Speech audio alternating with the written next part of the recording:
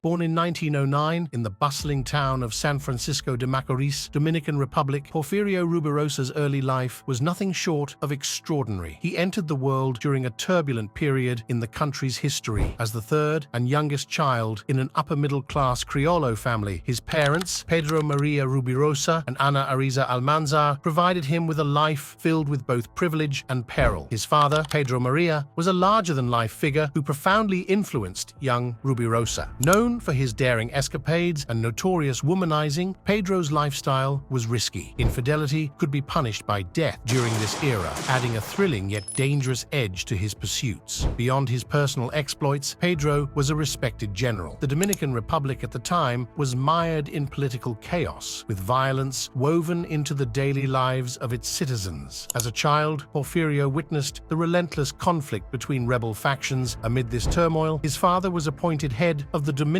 Republic's diplomatic mission in France in January 1915, setting the stage for a dramatic shift in their lives. But what changes awaited the young Porfirio in a new land?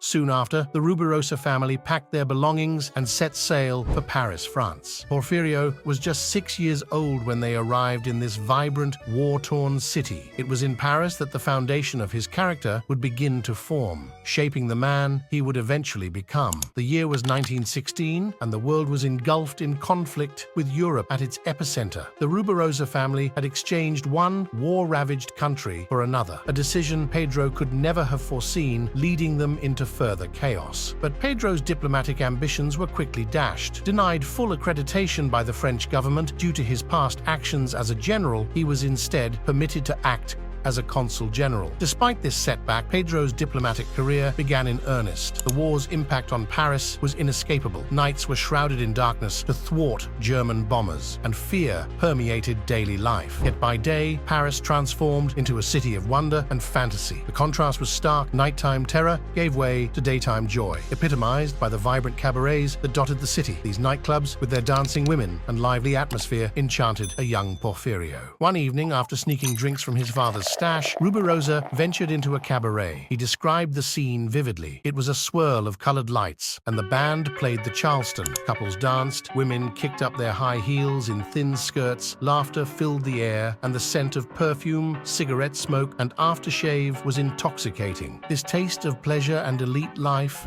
captivated Rubirosa, affecting his academic performance. Despite promises to improve, he, like his father, was drawn to a life of indulgence. 13 years after moving to Europe, the Rubirosas returned to Santo Domingo. Porfirio was left in Paris to finish his studies. At the age of 19, he failed to graduate a third time. Once Don Pedro was notified of his son's bad grades, he ordered him to return to Santo Domingo immediately. So you may be asking, what was awaiting Ruby upon his return to the Dominican Republic, a country he hadn't seen in years?